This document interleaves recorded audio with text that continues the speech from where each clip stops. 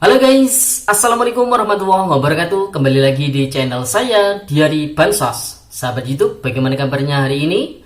Semoga sahabat YouTube semua dalam keadaan sehat, tambah rizkinya, dan tentunya semakin sukses.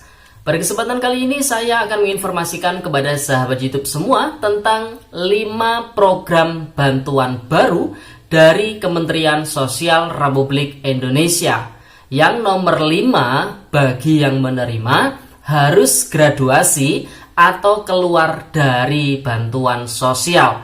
Kemudian untuk bantuan BPNT rencananya akan dialihkan ke program nomor 1. Nah, kira-kira informasi selengkapnya seperti apa? Simak video ini hingga akhir, jangan skip supaya tidak menimbulkan gagal paham dan tentunya salah paham.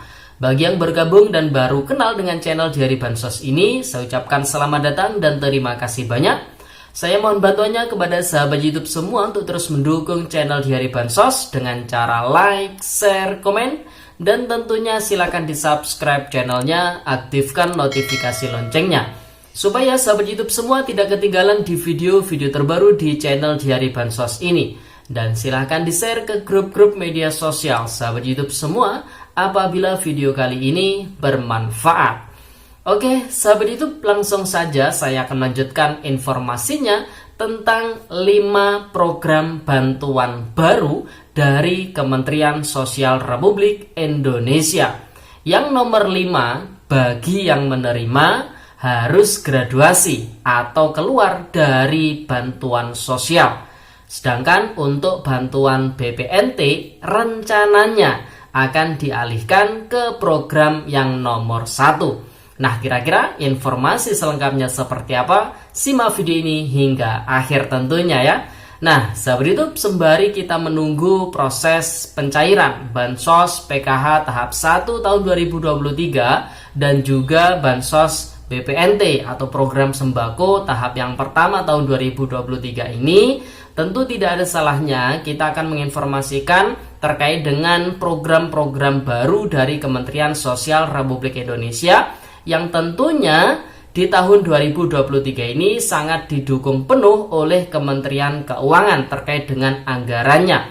Kurang lebih ada 470,6 triliun rupiah sudah dianggarkan untuk perlindungan sosial, diantaranya untuk belanja bantuan sosial ya sahabat YouTube. Rencananya bantuan PKH tahap 1 tahun 2023 akan disalurkan di bulan Februari, mengingat apa yang sudah disampaikan oleh Bapak Dirjen, Bapak Ruben Riko, bahwasanya di minggu ketiga dan juga minggu keempat rencananya di bulan Januari ini disalurkan. Namun beliau sudah izin kepada Bu Menteri Sosial bahwasanya minta diundur sedikit karena di minggu ketiga dan juga minggu keempat ada survei yang akan dilakukan. Nah, apakah nanti proses penyalurannya di bulan Februari sebelum survei atau sesudah survei? Ya, kita lihat saja nanti. Kita tunggu informasi lebih lanjutnya dari Kementerian Sosial Republik Indonesia. Kita tunggu kabar baiknya. Jadi bagi para penerima manfaat bantuan sosial, pemerhati channel Diari Bansos, pemerhati terkait dengan bantuan-bantuan sosial, ya ditunggu saja karena ini namanya bantuan sosial, maka harus sabar menunggu tentunya ya. Menunggu apakah nama sahabat YouTube semua ini kembali di SK-kan atau tidak di pencairan bansos di tahap pertama tahun 2023 ini. Ya, mari kita doakan semoga nama-nama sahabat YouTube semua, pemerhati channel Diari Bansos dimanapun berada, namanya kembali di SK-kan, kembali ditetapkan sebagai penerima bansos baik itu PKH maupun BPNT di tahap yang pertama tahun 2023 ini. Amin. Oke, sahabat YouTube, langsung saja kita akan lanjutkan terkait dengan 5 program baru, program bantuan baru dari Kementerian Sosial Republik Indonesia. Yang pertama ada namanya program permakanan atau istilahnya atensi permakanan. Yang pertama untuk sasarannya ini lansia keluarga tunggal dengan usia 75 tahun ke atas. Jadi 75 tahun itu minimalnya, jadi 75 tahun ke atas ya kategori usianya.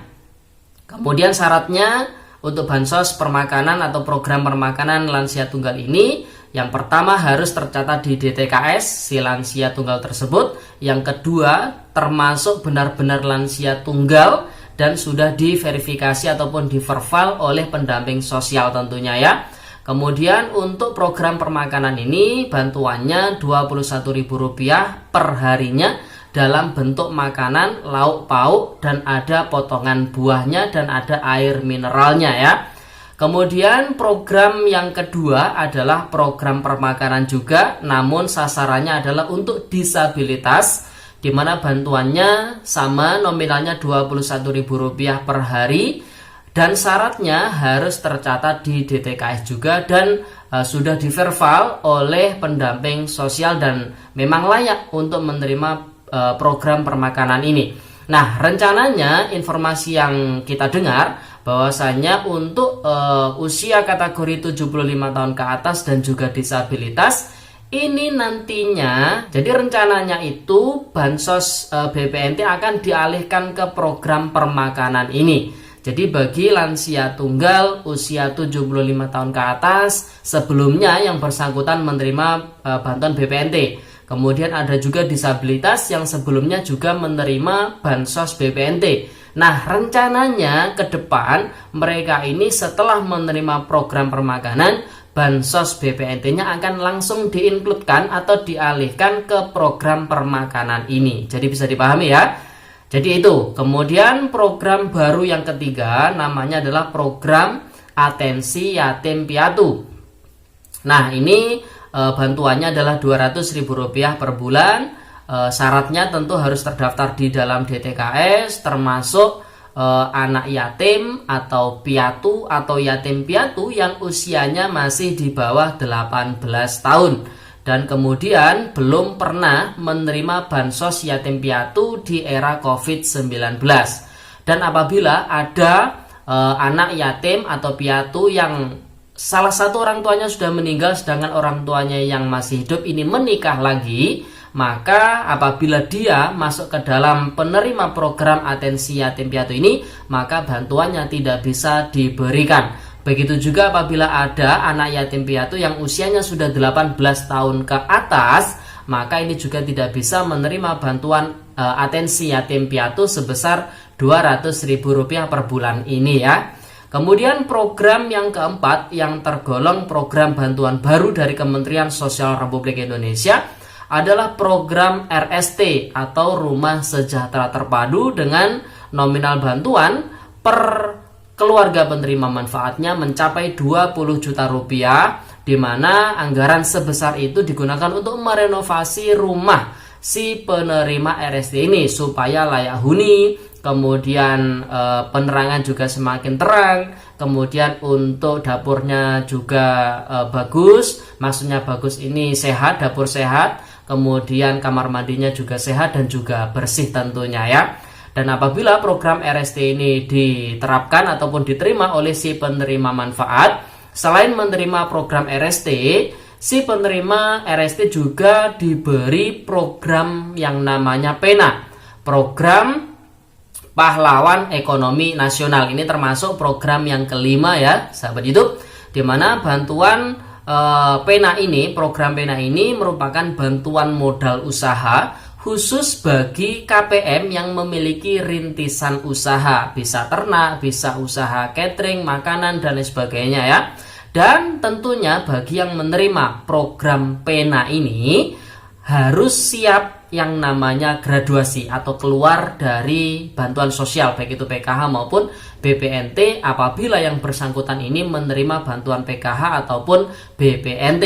Jadi nantinya bukan hanya mendapatkan modal usaha, tetapi bagi KPM program PENA ini juga mendapatkan pendampingan dari Kementerian Sosial Republik Indonesia supaya usaha yang sudah dirintis ini semakin berkembang, semakin maju, dan tentunya si penerima ini tidak kembali masuk ke dalam jurang kemiskinan. Tentunya seperti itu ya sahabat YouTube.